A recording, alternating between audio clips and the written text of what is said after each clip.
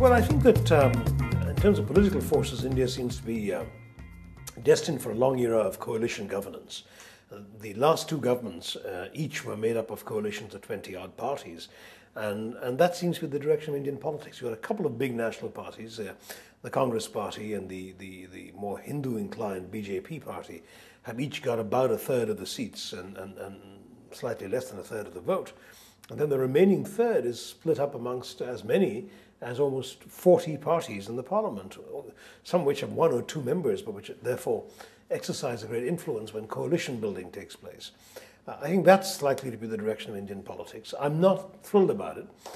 One could argue that it promotes conciliation and cooperation, but on the negative side, it also means that governments are vulnerable to the rise and fall of political temperatures, and that an executive, unlike the US, can't just be elected to execute, to go out and change things for the better.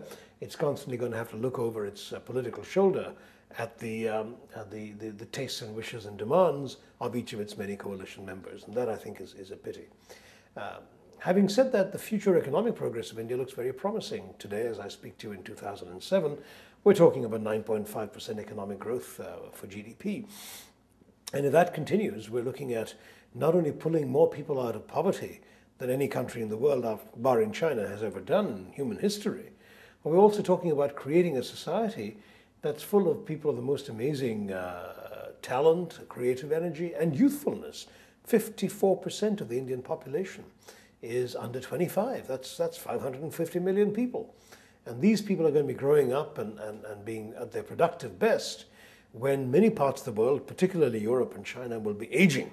So India could have an extremely important part to play in the 21st century.